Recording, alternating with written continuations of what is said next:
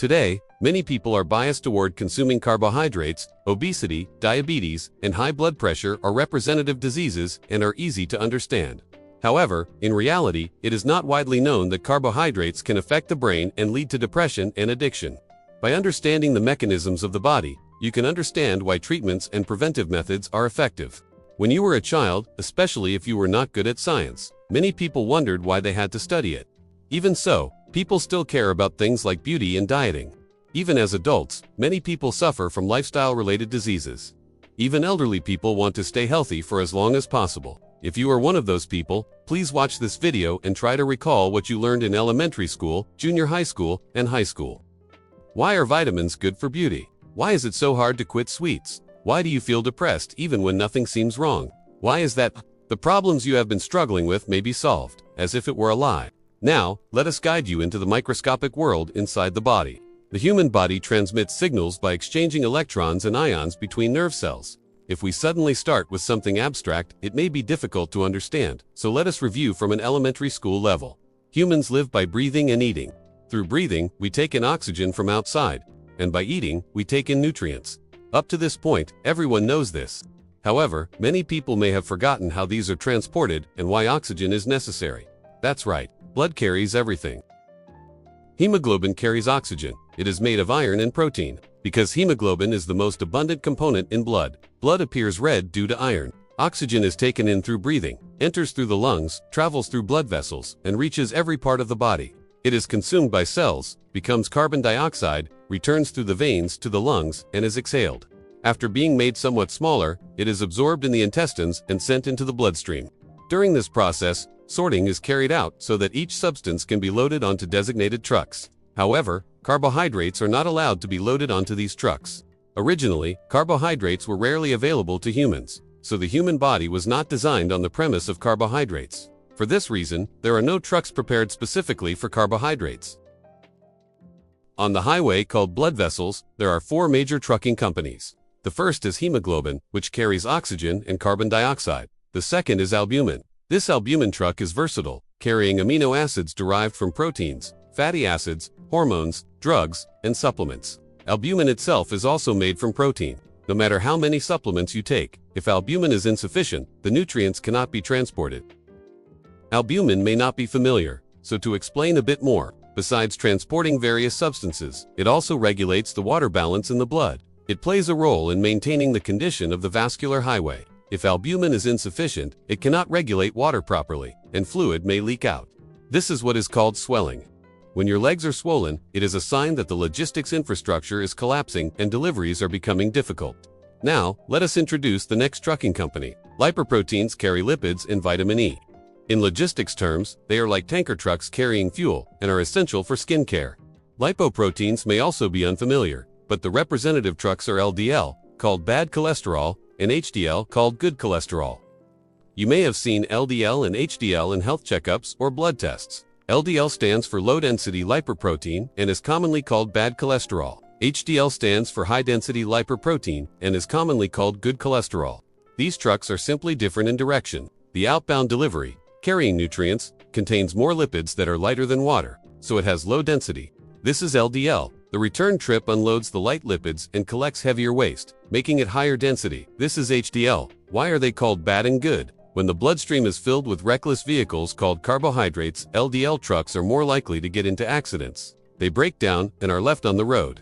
These abandoned vehicles accumulate and cause traffic jams. In other words, glycated cholesterol makes arteriosclerosis more likely. That is why it is treated as bad. The waste scattered in blood vessels, excess cholesterol, is cleaned up and carried back by HD. For this reason, it is treated as good, like a hero. Albumin also becomes glycated when it collides with carbohydrate runaway vehicles, reducing its function.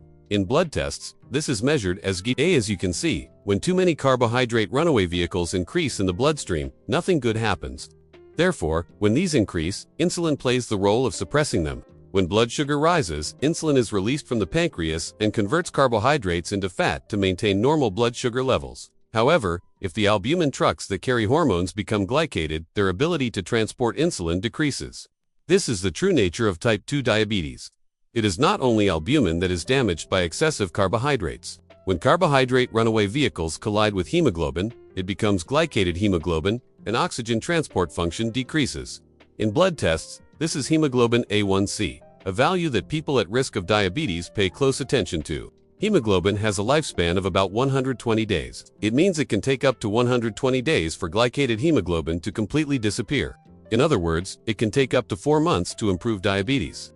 On the other hand, it also means that if you work on it for 4 months, it can improve. The fourth trucking company is transferrin, which carries iron. If carbohydrates collide with it, it becomes glycated transferrin, reducing its ability to carry iron, leading to anemia and fatigue. That concludes the story of blood, the highway that transports goods. From here, let us briefly talk about representative organs. The heart, of course, serves as the pump for blood. The liver can be described as a processing and storage center. Because it is a storage center, it inevitably becomes a relay point for cargo, and therefore also has the function of detoxifying harmful substances. It plays the role of a security gate. The kidneys can be thought of as a waste processing center and recycling facility, and the brain serves as the control center, like the headquarters. From here on, the content is at a high school biology level, so it is natural for those in non-science fields not to understand. Now, let us move forward. All of these organs require energy to function, so energy must be produced. Where is this energy produced? Some people may imagine something like a power plant existing in one place. However, in the human body, energy is produced in each and every cell, and consumed in each and every cell. This is a distributed energy system. Places that consume large amounts of energy are the brain and muscles. That is why a huge number of cells are concentrated in the brain and muscles. Now, let us look at what actually happens inside cells when energy is used. To imagine it simply, think of a can with a spring inside. When you open the can, the spring bursts out, releasing energy. Or imagine shaking a bottle of carbonated drink and then opening the cap. The contents burst out with force. That is the moment when stored energy is released. In reality, energy is stored in something called ATP, like a can, and when it is opened, energy is released. ATP stands for adenosine triphosphate. The element symbol for phosphorus is P, which you learned in junior high school, so the P in ATP stands for phosphate. The A stands for adenosine, and the T represents 3. In other words, 3 phosphates are attached to adenosine. This ATP, which stores energy, is like Lego blocks 3 phosphate groups attached to a base called adenosine. When this adenosine triphosphate is broken down into adenosine diphosphate and 1-phosphate, energy is released. Using the Lego analogy, when 1 phosphate separates from the base with 3 attached phosphates, energy is released at that moment. These components are reused, recombining to form ATP again, then separating again. This cycle repeats. If everything were completely disassembled, it would be difficult to rebuild, so only 1 phosphate is removed. Then by attaching just 1 phosphate again, ATP is completed. This ATP basically functions only inside cells and does not leave the cell. As an exception, when a cell is damaged, it may leak outside and cause inflammation. Now, let us look at how ADP and phosphate combine inside the cell to generate ATP. There are broadly 2 systems for ATP production. The first is a process called glycolysis. It is an extremely primitive method, believed to have existed since a time when there was almost no oxygen on Earth. It is an ATP production process that does not require oxygen. In this process, glucose, which contains 6 carbon atoms, is broken down into pyruvate, which contains 3 carbon atoms. At this time, 2 ATP molecules are consumed for the breakdown. The 2 pyruvate molecules then each pick up 1 phosphate and attach it to a DP, producing a total of 4 ATP. In other words, glycolysis produces a net gain of 2 ATP. At the same time, 2 molecules of NADH, which carry electrons, are generated. The second system is the mitochondria, a cutting-edge hybrid ATP production factory. In mitochondria, first, in a place called the citric acid cycle, large amounts of electron carriers NAD and FADH are produced. Then, in the electron transport chain, ATP is produced in large quantities using the power of electrons. The pyruvate with 3 carbons produced by glycolysis loses 1 carbon when entering the mitochondria and becomes a 2-carbon coenzyme, A. At this time, the removed carbon is released as CO. At the same time, 2 NADH are generated. After that, the 2-carbon acetyl-CoA enters the citric acid cycle and combines with octylocettate, which has 4 carbons, forming citric acid with 6 carbons. After becoming 6-carbon citric acid, 1 carbon is removed to produce 1 NAD, and another carbon is removed to produce another NAD. The removed carbons are released as 2 CO molecules. After losing 2 carbons, the citric acid becomes a 4-carbon compound called From here, it cycles through 4-carbon intermediates succinate, fumarate, malate, and oxalate. During this process, 1 NADH and 1 FADH are produced. As a byproduct, 1 ATP is also produced.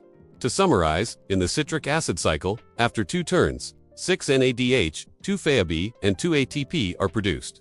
The NADH and FAB produced in this cycle carry large amounts of electrons to the electron transport chain, where about 28 to 32 ATP are produced at once. The mechanism is similar to hydroelectric power generation in a dam. Positively charged hydrogen ions are gathered in one place, and when they flow all at once toward the negative side, they spin turbines and rapidly attach phosphates to ADP. In other words, from one glucose molecule, about 2 ATP are produced in glycolysis, 2 ATP in the citric acid cycle, and 28 to 32 ATP in the electron transport chain, a total of about 34 ATP. Then, it may seem that if you take in a lot of glucose carbohydrates, you can produce a lot of energy, but that is not the case. We will explain that later. Before that, let us look at how this ATP energy is actually used. ATP produced inside cells enables muscle movement and nerve transmission, so let us understand these mechanisms. The mechanism of moving the body and that of nerve transmission are slightly different. First, for body movement, inside muscle cells, many hands called myosin are lined up. These myosin hands firmly grab ATP, and at the moment, ATP releases energy. The impact causes hundreds of billions of myosin hands to bend all at once. With this bending motion, they forcibly pull on a rope-like structure called actin. Next to them, trillions of hands moving simultaneously with spring-like force are converted into a large force that moves the muscle fibers called sarcomere. In other words, moving the body is like a massive tug-of-war project where trillions of hands pull at the same time. While muscle movement is like a grand tug-of-war, nerve cells operate like a massive, instantaneous bucket relay. When ATP releases energy inside a nerve cell, it knocks on the wall to signal the neighboring cell. There is a small gap between nerve cells, so a message is inserted through this gap. This gap is called a synapse.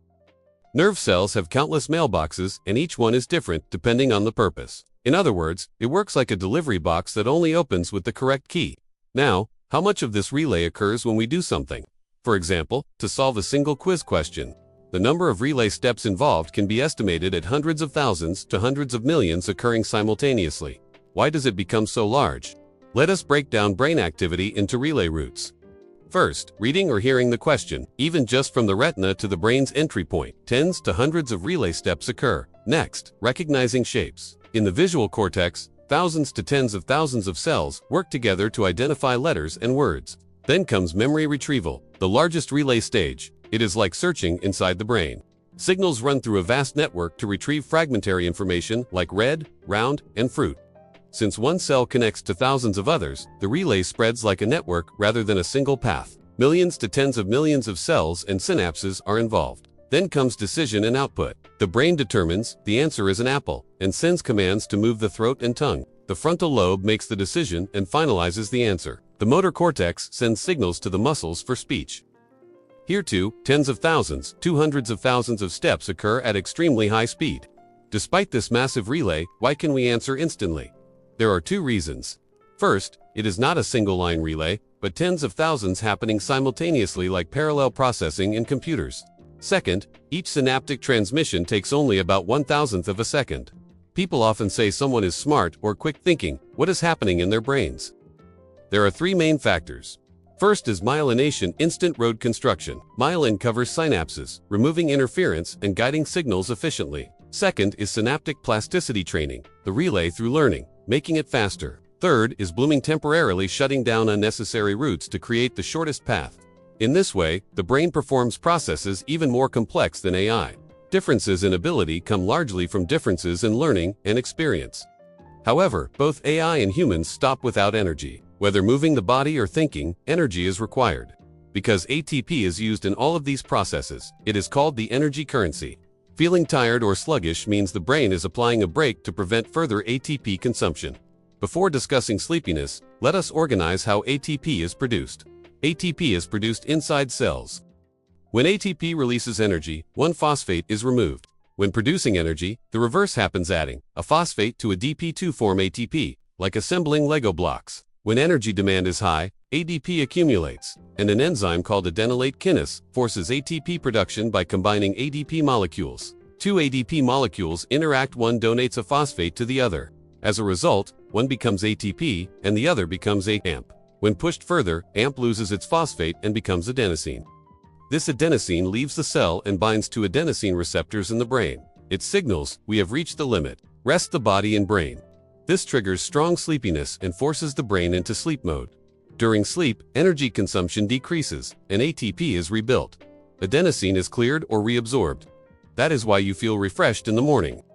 Lack of sleep means adenosine remains, reducing concentration, memory, and decision-making. Caffeine only masks adenosine temporarily. Short naps can help reduce it slightly. Sleep is essential for recovery and memory consolidation. Memory is stored temporarily in the hippocampus and transferred to long-term storage during sleep.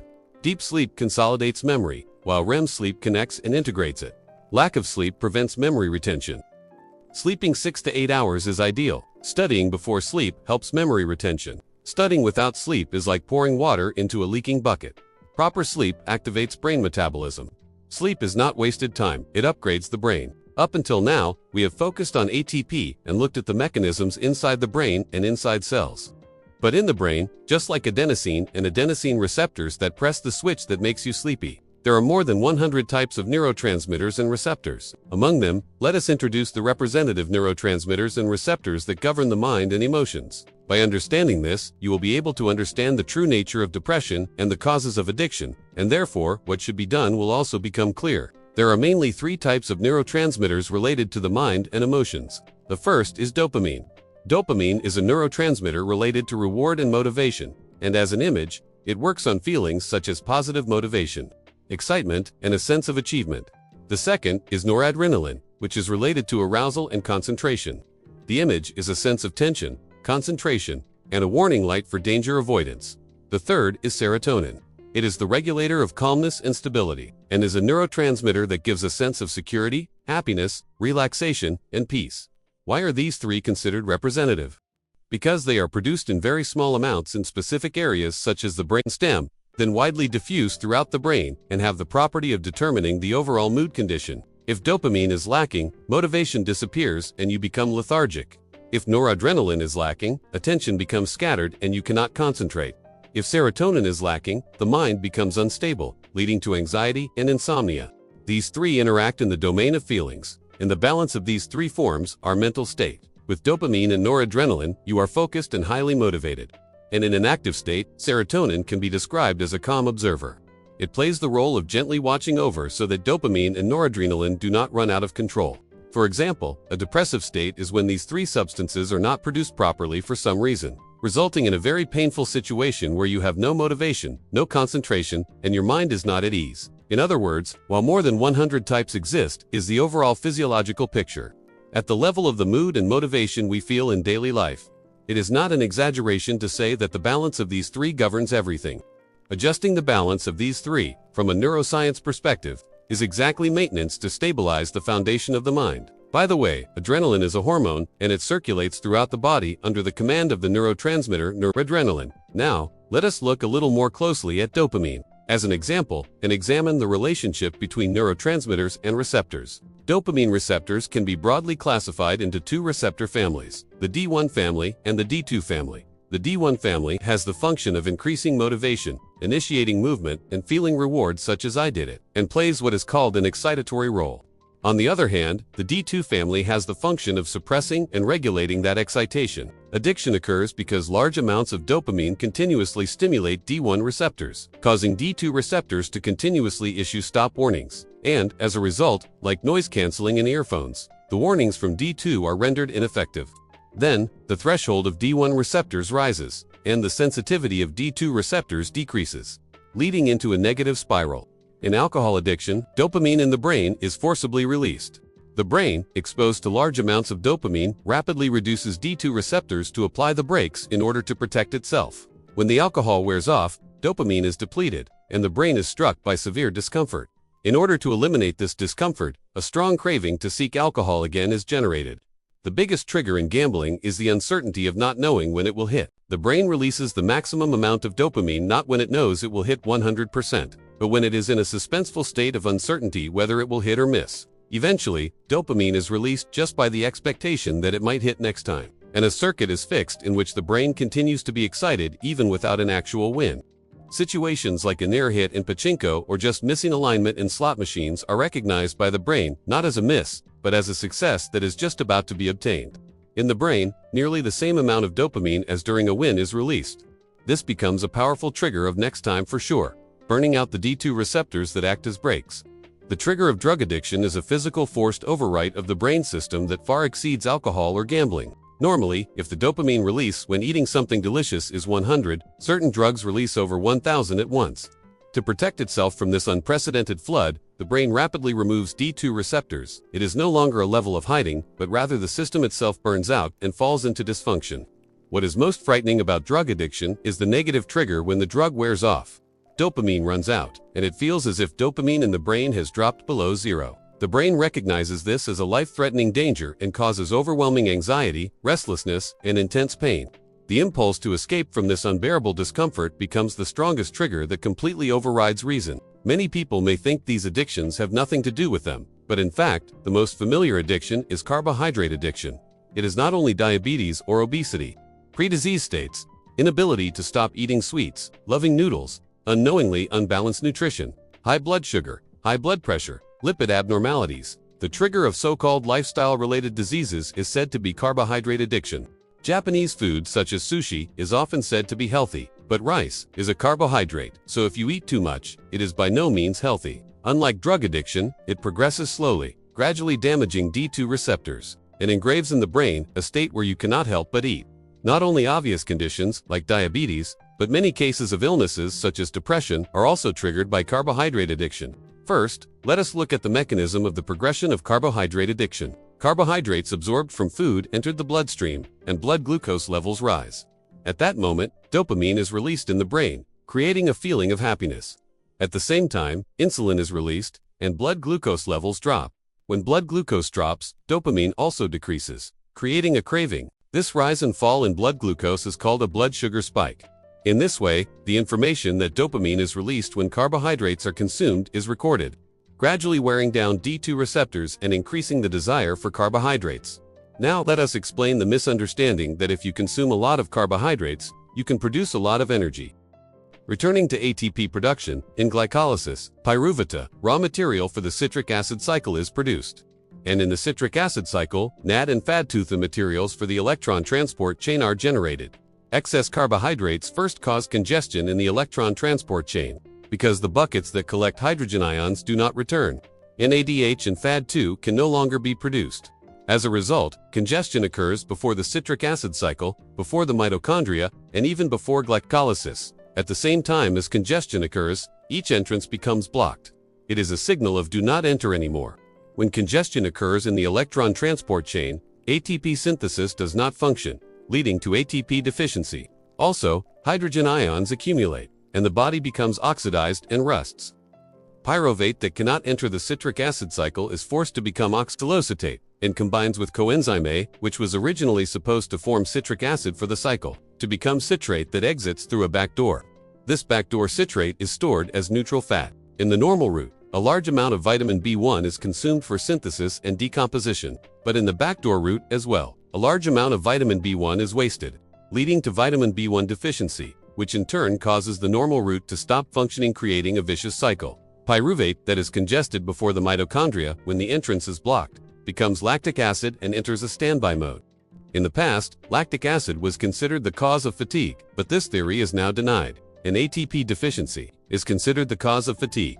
Carbohydrates that cannot even enter glycolysis remain in the bloodstream, and the state where the entrance is blocked is what is called type 2 diabetes, where insulin becomes less effective. Also, because the entrance is blocked, nutrients that were supposed to be taken in are no longer absorbed. For example, vitamin C has a structure similar to carbohydrates, so it cannot enter. Vitamin C has an important role in repairing oxidized cells. If you have rough skin, it may be due to a deficiency of vitamin C.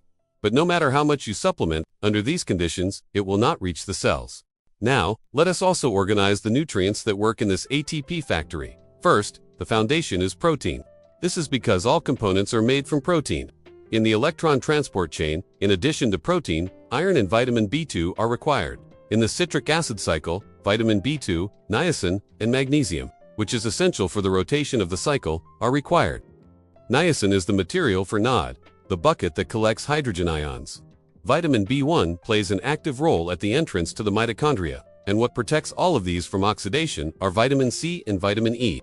Vitamin C is water-soluble and works inside cells, while vitamin E is fat-soluble and works in maintaining cell membranes. In other words, only when ATP production centered on protein is functioning properly can we be healthy. Whether you are overweight, underweight, or even at a normal weight, malnutrition can still occur. In particular, when carbohydrates are consumed excessively, normal ATP production through the electron transport chain does not occur, and it becomes easy to fall into a constant state of ATP deficiency, causing negative effects throughout the body. In the next video, we will explain specific methods for improvement. This battle with carbohydrates is said to have begun around 400 BC. It began when Alexander the Great brought sugarcane from the east and started cultivation. And sugar is also the origin of the word melancholy, meaning black bile. Since that time, one method of treatment has been fasting, just as Muslims eat dates after Ramadan. Modern molecular nutrition explains how to perform internal digital transformation by controlling blood sugar while supplementing minerals and vitamins. Thank you very much for watching until the end. See you in the next video.